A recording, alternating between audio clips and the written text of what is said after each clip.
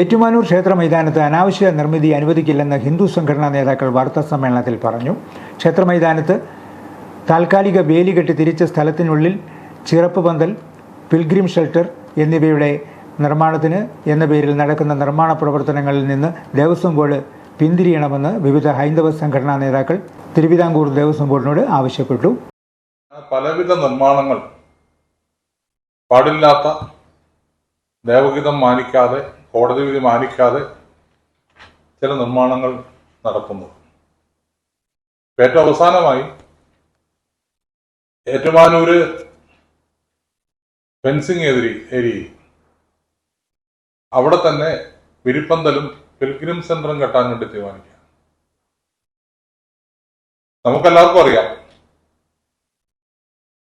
എഴരപ്പൊന്നാന എഴുന്നള്ളിപ്പ്, അതുപോലെ ആട്ടവിശേഷം, അതുപോലെ ആറാട്ട് എല്ലാം വരുന്ന സമയത്ത് 9 ആനയെ എഴുന്നള്ളിച്ച് നിർത്തി ഭഗവാൻ അല്ലെങ്കിൽ അവിടുത്തെ മൂർത്തികൾ എത്തി നിൽക്കുന്ന സ്ഥാനമാണ് അവിടുത്തെ മണ്ഡപം.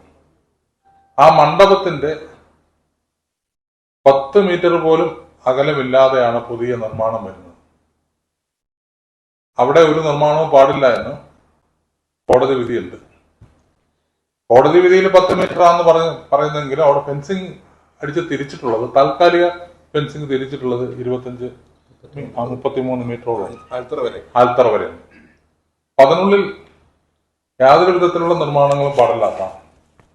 അതുകൊണ്ട് ഞങ്ങൾ ഹൈന്ദവ സംഘടനകൾക്ക് ദേവസ്വം ബോർഡിനോട് ആവശ്യപ്പെടാനുള്ളത്, ഏറ്റുമാനൂർ ക്ഷേത്ര മൈതാനത്ത് താൽക്കാലിക വേലി കെട്ടി തിരിച്ച സ്ഥലത്തിനുള്ളിൽ ചിറപ്പ് പന്തൽ, പിൽഗ്രിം ഷെൽട്ടർ എന്നിവയുടെ നിർമ്മാണത്തിന് വേണ്ടി നടക്കുന്ന എല്ലാ പ്രവർത്തനങ്ങളും നിർത്തിവെക്കണമെന്ന്. ഏറ്റുമാനൂർ മഹാദേവ ക്ഷേത്രത്തിന്റെ കിഴക്കും തെക്കും ഭാഗങ്ങളിൽ പൂർത്തീകരിക്കാത്ത നടപ്പന്തൽ നിർമ്മാണം, ക്ഷേത്ര മൈതാന ചുറ്റുമതിലിന്റെ ശോച്യാവസ്ഥ, ഗോശാലയുടെ ജീർണാവസ്ഥ, ഭക്തജനങ്ങളുടെ ആവശ്യാർത്ഥം കൂടുതൽ ശൗചാലയ നിർമ്മാണങ്ങൾ എന്നിവയ്ക്കൊന്നും പരിഹാരം കാണാത്ത ദേവസ്വം ബോർഡ് നിലവിൽ ലക്ഷങ്ങൾ മുടക്കി നടത്തുന്ന അനാവശ്യ നിർമ്മാണങ്ങൾ ധൂർത്തിനും അഴിമതിക്കും സാഹചര്യമൊരുക്കുമെന്ന് ഭാരവാഹികൾ കുറ്റപ്പെടുത്തി. കല്യാണ മണ്ഡപത്തിൽ നിന്ന് 10 മീറ്റർ പടിഞ്ഞാറോട്ട് മാറി യാതൊരു നിർമ്മിതികളും പാടില്ലെന്ന 2015 ഹൈക്കോടതി ഉത്തരവ് അനുസരിക്കാതെ നടത്തുന്ന നിർമ്മിതികൾ ദൈവഹിതത്തിന് വിരുദ്ധവും കോടതി ഉത്തരവിൻ്റെ ലംഘനവുമാണ്.